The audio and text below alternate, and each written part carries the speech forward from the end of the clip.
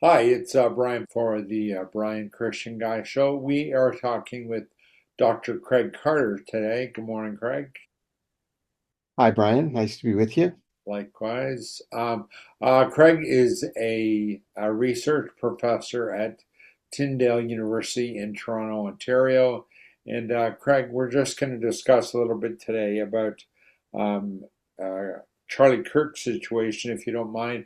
I know that situation was in the States, but more so as how it affects us as Christians. And if you could give me a little bit of your insight regarding that, I'd appreciate that very much. So, if we could just start with, were you aware of Charlie Kirk before this situation? I was somewhat aware of him, not really, never really followed him, but I kind of, I know about I'm pretty fairly plugged into American politics and American Christianity. I write for World Magazine, World Opinions, which is a magazine coming out of North Carolina. The World Opinions part is edited by Al Mohler, managing editor Andrew Walker, and we do commentary. There's about 30 or so writers who produce stories on current news events, and these are opinion pieces. And so, in the course of just knowing about um, politics and the role of Christians in politics and some of the issues.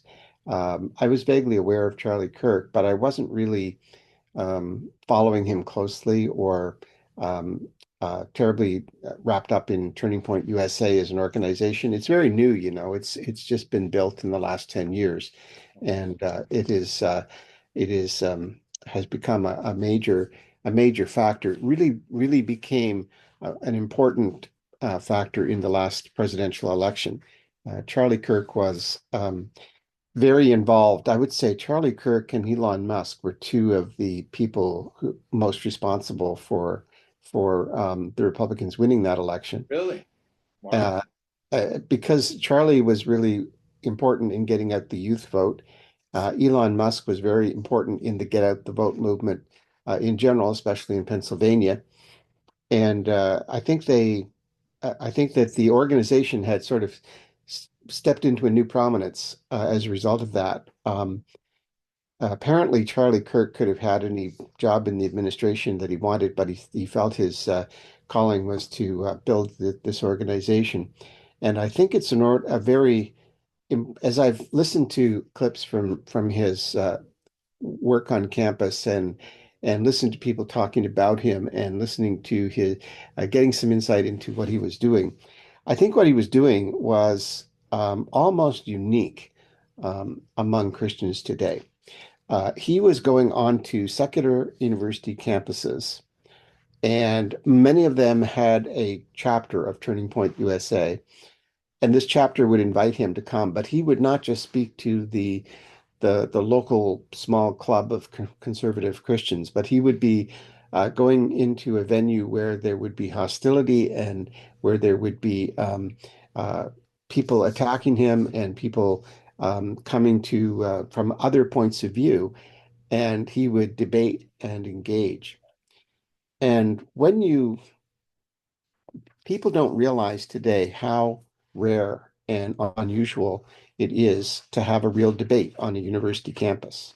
Um, People who went to university 40 years ago, 30 years ago, 20 years ago, um, probably would be shocked to find how closed campuses have become, how monolithic they've become ideologically. And whereas people used to be debated and attacked and disagreed with. Now they are not just being disagreed with or debated, but they are being prohibited from speaking. And so studies have shown that a very high percentage of university faculty in the United States, and I'm sure it's even more pronounced in Canada, are left wing. So in class, students tend to get a left wing perspective on everything. And so Charlie Kirk showing up one day and speaking from an unashamedly conservative position was a novelty. And it was something that people should be celebrating the fact that somebody was doing this. Somebody should, all of society, no matter whether you're left, right, or center, should be celebrating the idea that college students were being exposed to a serious debate that they wouldn't normally be exposed to. And yet, that's not the case. The left has become uh, very well, as they have taken increasingly revolutionary and extreme positions on a whole host of issues. The more extreme they become, the less arguments they have to make that normal people will be impressed by. So without the ability to reason and argue logically, the only way they have to enforce their ideological position is through coercion and intimidation and even violence. So uh, the fact that a Christian like him was going into these university campuses and having these kinds of no holds barred debates, presenting a point of view that many students had never heard before, um, was a threat to people. And this was uh, and I think that the general attitude of we don't debate with white supremacists, racists, fascists, etc., um, contributed to a mindset that ended up leading a young man who was very embedded in this kind of way of thinking to end up shooting him. And that should be a big concern to everybody because it means that debate and discussion is dying, and it's going and when a society can't have debates anymore, then the only thing left is violence to settle disputes. And so we're heading toward more violence. And if this is and if the way that people have reacted to Charlie Kirk's murder is any indication, um, it's going to get a lot worse before it gets better. Yeah, I saw some people online from the left actually cheering the whole situation, and then I saw other leftist Democrats in the states who were appalled by their own party affiliate party members, Democratic voters celebrating the death of Charlie Kirk, and they were actually saying they were leaving the Democrat Party because of it. Now, on a side note from that, what do you think this um, uh, execution, for lack of a better word, is how do you think it's affecting the young men, or how do you think his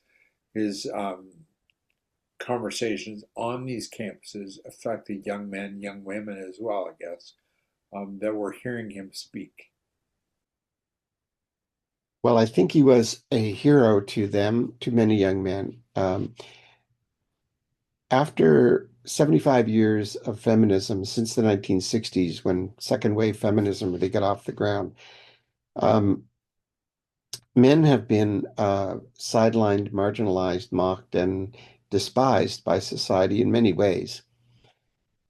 As the younger generation comes up, um, men are realizing that they are expected to behave in ways that are not natural. Um, it's natural for men to be to have a desire to form a family, to protect that family, to provide, to have a role. And increasingly, that role is seemingly obsolete. It's no longer needed. The problem then is, what do you do with men who come of age in a society where the unique gifting of men is no longer required? And many men are willing and uh, content to become, feminist men, to just sort of renounce all claim to uniqueness and just become unisex, to become another person like all the other people in society, but not really distinctively masculine in any particular way.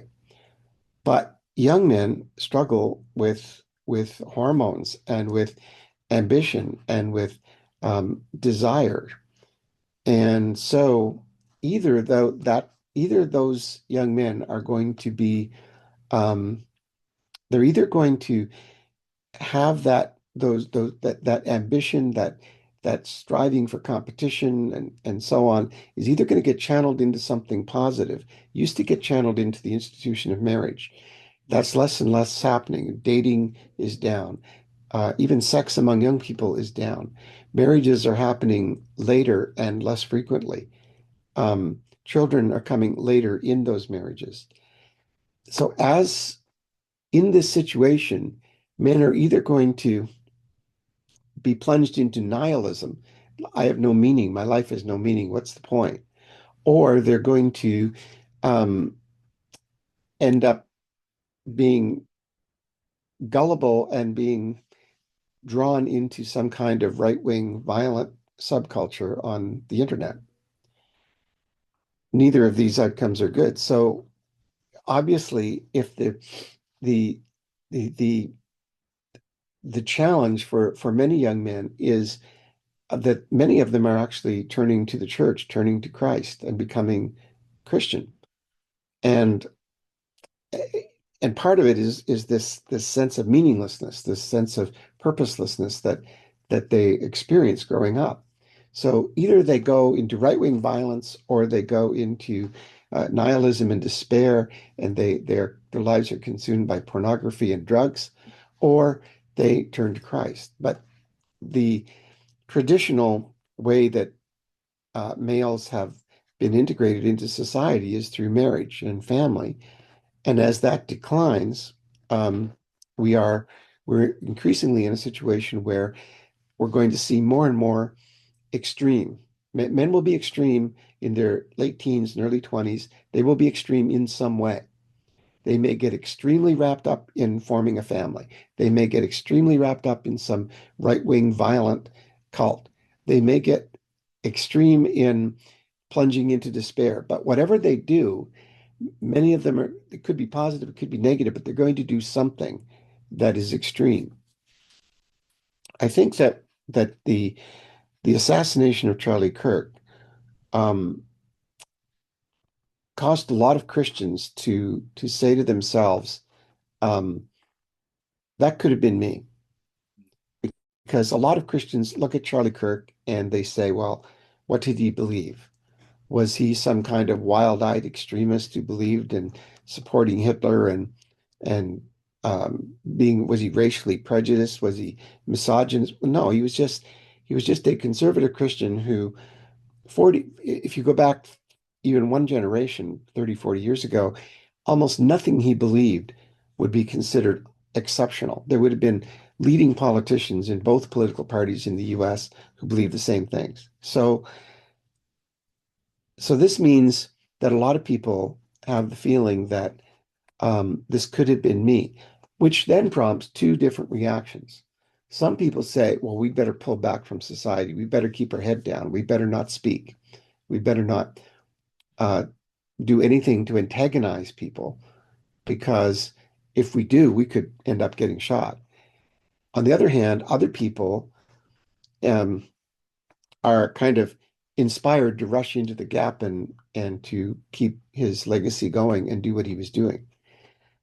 Um, if the church does not channel the energy and passions of young men into positive, constructive, culture building work, then that energy will either dissipate or be channeled into something evil. And so I think that in that sense, the murder of Kirk is a call, it's a signal, it's a sign. It's a sign of the times. We need to say, well, given the way the times are, what what can we do? What should we do? What should we be preaching? And what should we be calling young men to do? And what kind of vision should we put out there for them? What should we be worried about? These are the questions that arise out of this. Do you think that the Jordan Peterson phenomena, for lack of a better word, I guess, was part of that direction to adding uh, a goal or a purpose for young men? Yes, I think so. Jordan Peterson's had an enormous cultural influence, and his his influence has been almost all positive. The fact that the left despises people like Peterson says more about the left than it does about Peterson. I don't think Peterson has yet become a Christian, at least not publicly. But he is like, there used to be many people like Jordan Peterson. By that, I mean, there used to be a lot of politicians and cultural leaders of various kinds who weren't exactly personally professing Christians, but they were often married to a Christian, often had been brought up in a Christian home, they had respect for the church. They had been conditioned by a general Christian ethos, especially when it came to morality. And those people were very important in holding society together. They have become increasingly rare. And so Jordan Peterson stands out now as somebody unusual. But in, 75 years ago, there weren't necessarily people who had his gifts in speaking and writing, but there were people who shared his approach to life, to be found all through society. And those people are the ones that are disappearing. Society is polarizing into extremes, and that middle. So you have on one side you have actual believing Christians who still uphold Christian morality. Then you have the left, which is anti-Christian and is attacking Christian morality. There used to be a center that was big enough so that neither of these two were totally dominant. Christianity shaped society in general ways, but it didn't have sort of a tight theocratic control over every detail of society. The left existed, but it didn't have power either. The middle was this moderating, mediating middle ground that was able to maintain social cohesion without being extreme in either way. It's the middle that's disappearing. You talk about the Democratic Party in the US, the same process is happening in the Liberal Party in Canada, whereby the Liberal Party used to be a centrist party, a center left party, the NDP to its left, the Conservatives to its right. Now it's become more extreme left than the NDP. So Yes. this is a tremendous change because what it does is it leaves the middle empty. And a society without a moderate middle, is in trouble. You see the same thing happening in the US. The Democratic Party increasingly is being taken over by the hard left. I mean, even the old line leaders like Pelosi and Schumer and people like that, they still have to um, they still have to do what the squad, AOC and the extremists say, or they lose power. They are slowly losing grip on the Democratic Party. If John Kennedy, for example, was to be was to come back and go into politics today, he would undoubtedly be a Republican. There's no way he could function in today's Democratic Party. So as this middle evaporates, the potential for conflict increases. So yeah, I think Peterson has been, in some ways, he's a dinosaur. He's the throwback to a time when the middle was the dominant part of society. Yeah, I know Jordan Peterson's daughter, Michaela. She recently married a Christian. She has become a Christian herself. Peterson's wife is a Catholic, and actually, Jordan is, as you said, he's professed a lot of things and he's almost there, one of those almost there. But recently, he's been very unwell and he's been in a hospital for quite a while. And I'm not sure the update on that. But Michaela was on her on her podcast saying that she was stepping away for a while because he's been very ill. So, in that regard, we should probably be praying for him. I mean, I've been praying for him for a long time. So, if you have any final comments, you could wrap up, Craig. I'd appreciate that very much. Well, I would just say to Christians that that if you well, I'll say two things. First of all, when I was in college centuries ago, it seems like in the 1970s, our InterVarsity group brought a Francis Schaeffer film to campus, and we showed it over a period of weeks. And the Francis Schaeffer film was whatever happened to the whatever happened. Oh, I forget the title of it. It was his history of Western culture film, and he made predictions about the future as to what was going to happen in terms of abortion and euthanasia and various things. And all of these things have now come true, and it's gotten one beyond what he prophesied. So I just read a book uh, this recently by James Montgomery Boyce, written in 1985, where he predicts many things that have also come true. So we are in a period of social change. So the first thing is change is happening. Second thing is um, if you maintain your Christian faith and you maintain your moral positions and you continue to believe as you have believed over the past 20, 30 years, you will increasingly be seen as extreme. This is because the society is changing so quickly and the pace of change has speeded up immensely. I believe 2014 was the year that the majority of North American teenagers had smartphones for the first time. Um, since about the 2008 financial crash, since about 2010, 2015, the legalization of same-sex marriage in the United States, around that time, 2008, 2010, 2015, we entered into a period of rapid social change, which was speeded up by COVID in 2020, so that society is now changing so fast that you will either change with it or you will become increasingly a minority and increasingly regarded as the extreme. What I'm saying is there is no safety in the center. There is, if you try to be centrist on everything, you will simply be moving left at a very rapid pace. So I guess think about that. People need to give some thought to, how am I going to arrange my life so that I can maintain my Christian faithfulness? And how am I going to survive in a culture that is not getting more friendly to Christianity and is not even staying neutral toward Christianity, but is becoming increasingly overtly hostile to Christianity? How am I going to, what's my strategy? And I think there are many things we can talk about that Christians can do.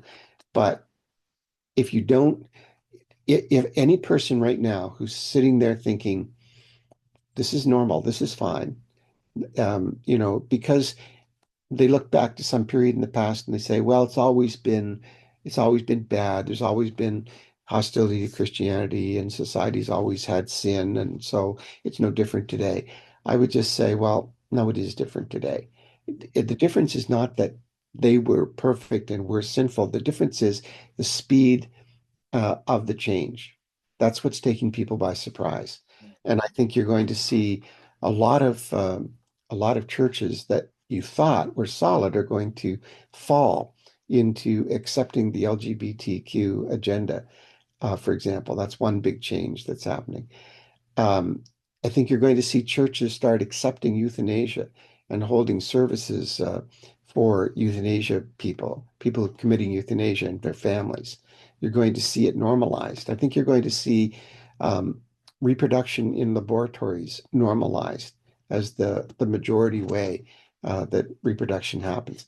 These are these are changes that are huge and they have gigantic implications, and they're going to sneak up on you before you know it.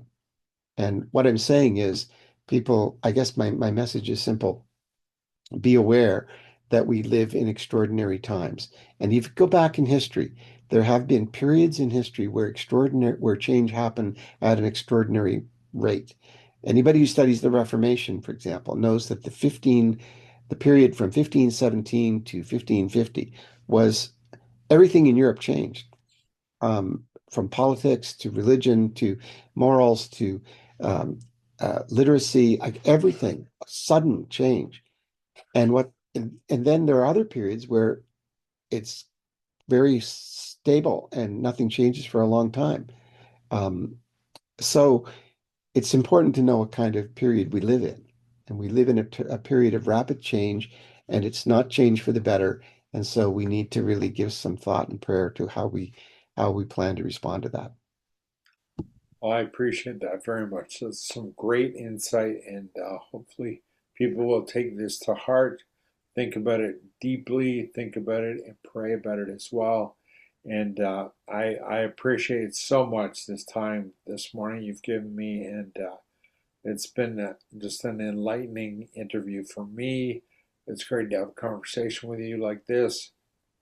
Okay, well, it's been nice talking to you, Brian. All right, take care now.